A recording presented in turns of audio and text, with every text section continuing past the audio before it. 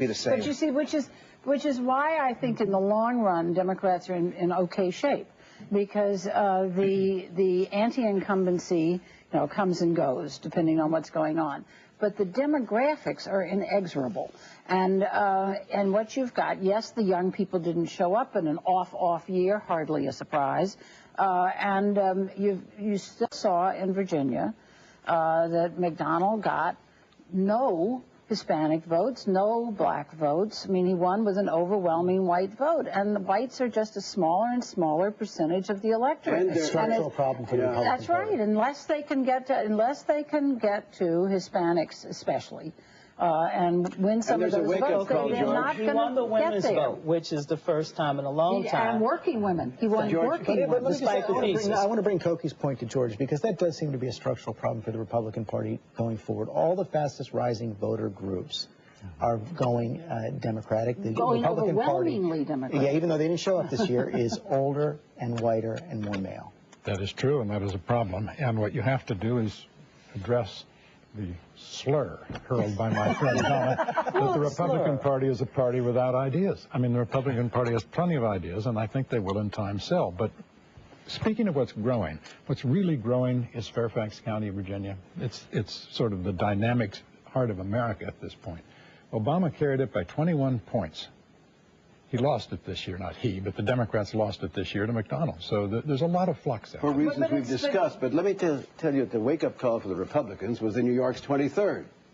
Just as Rush Limbaugh couldn't prevent the party from nominating John McCain, despite his best efforts, Glenn Beck, Sarah Palin, and the gang could not prevent that district, for the first time in 100 years, from going Democratic, because they had a candidate, well, he wasn't a Republican, I understand that, who was the Sarah Palin values, the robocalls and all of that. It didn't resonate. It doesn't resonate with independents. If the Republican Party follows the course of Palin and Beck and company, it's doomed. Let me pick up on that before I want to bring this to Frank, because they're not alone. Palin and Beck and Limbaugh. But no, there was also a protest on the Capitol grounds this week. With the Dachau, here's a sign saying healthcare in Dachau. And also John Voight. Take a look. All right. His only success in his one-year term as president is taking America apart, piece by piece. Could it be he has had 20 years of subconscious programming by Reverend Wright to damn America? Frank, let me bring this to you. Sam mentioned New York 23. We do see the influence of Palin and Beck and Limbaugh. Michael Steele dismissed this pretty much as a problem, New York 23 as a problem for the Republicans. But what risk do they run in seeming to be guided by their most inflammatory voices? The risk out there is not to understand what is at the core of this anger. And there are two statistics from what Americans really want that I want to put forward. 57% of Americans now think that this country that they inherit will be worse for their kids than it was for them. And only 33% believe that their children will have a better quality of life than they did. That loss of intergenerational confidence transcends partisanship and ideology. They look at discussions like this and they want answers, not philosophy. And they're so afraid that their kids are not going to enjoy the benefits that they had. And so both political parties have to address that, or we lose that American exceptionalism. But part of the exceptionalism is an optimism. Right. And hearing this kind of voice, I think it's cringe-making to hear somebody saying that he's been programmed by Reverend Wright to damn America. I mean, that is just, it's not, it makes you just feel very uncomfortable. And that is not where the future of any party is. Political nature that kind of rhetoric abhors a vacuum. And there's a vacuum in the Republican Party right now, as there is in every party the first year after a presidential loss. And we're waiting for new leaders to emerge. And they're out there. Oh, and there's a void of ideas, George. I mean, look at the Republican health care plan. I'm sorry to go back to your favorite subject, but, I mean, they put forward a plan this week at the 11th hour that only covers 3 million people, Democrats 36 million, that only takes care of $68 billion of the deficit. The Democrats, $129 billion over 10 years. So again, it's not just leadership; it's ideas. That's Let me true, and give it's you also because it's on I the... rise to a point of order. The three Republican ideas that the vast majority of the country supports, and you people won't tolerate. Okay. One is tort reform. Your party's in such hawk to the trial lawyers, you can't stand tort reform that would reduce the $100 billion cost of defensive medicine. Okay, that's 1% of medical costs. But go ahead. You won't equalize, but it's a much larger percentage of Democratic contributions. You will not equalize the tax treatment of health care purchased in the private market with those who get through their employers as untaxed compensation. And most of all, you will not tolerate the idea of people being allowed to buy health care across party lines. If I live in New Jersey, state lines. If I live in New Jersey, I can buy a car in Pennsylvania. I can buy a mortgage in Wyoming. Why can't I buy health care? It's simple, George, because in certain states, what we're going to do is open it up, the market to insurance companies that don't give you the same coverage, the same level of coverage, or the same options. And so people might shop. I don't have a problem with portability, George, but if it doesn't mean better quality and better access, then it's not real. You can't trust the individuals to shop for their health insurance? The Democrats on these issues have the voters. And the independents.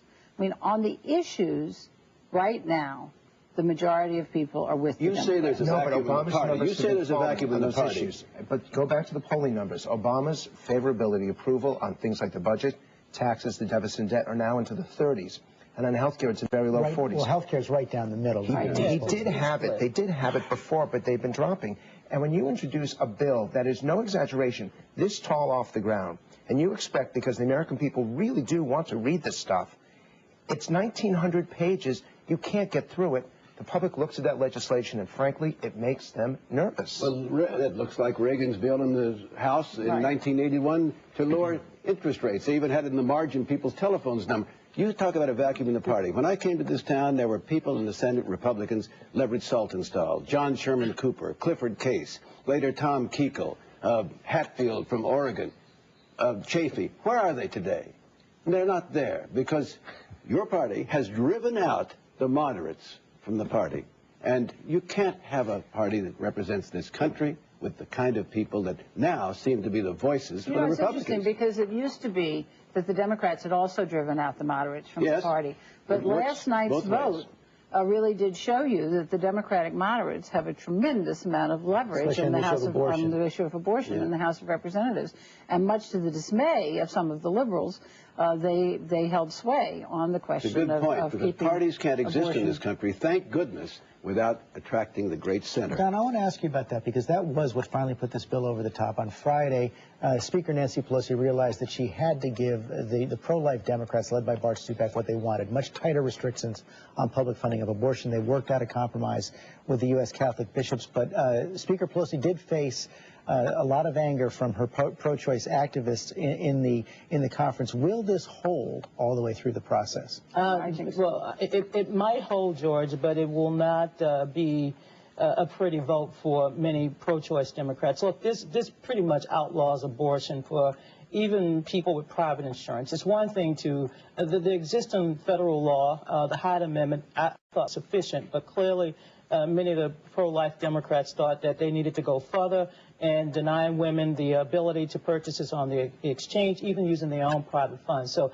this is an onerous burden on women for their reproductive health care, and I hope that they can get it removed in the Senate and also in Congress. But I think that's unlikely. I hope they can get it removed, too. Yeah. That'll be the end of the bill. It's very unlikely. Oh, I feel sorry for Evan Bayh and for Blanche Lincoln, senators from Indiana, Arkansas, I know Nebraska, Ben Nelson, Mary Landrieu, Louisiana. These states do not want this legislation, and they don't want it because of the personal cost and the cost to the deficit. They're conservative states economically, and a lot of senators are going to have to cast some very difficult votes in the next couple months. They're going to be facing the argument that if they don't cast a yes vote, they're going to bring down the entire Democratic administration, President Obama banking. But then they have to go back to their constituents and explain why they added $1 trillion to the debt. But you know what? These are the same Democrats who supported that tax cut that put $5 trillion On the federal books. I want you to answer that. I want you to answer that in the green room. That's where you guys are going to have to continue this debate. You can get political updates all week long from us on abcnews.com. Coming up here are the Sunday Funnies. This week.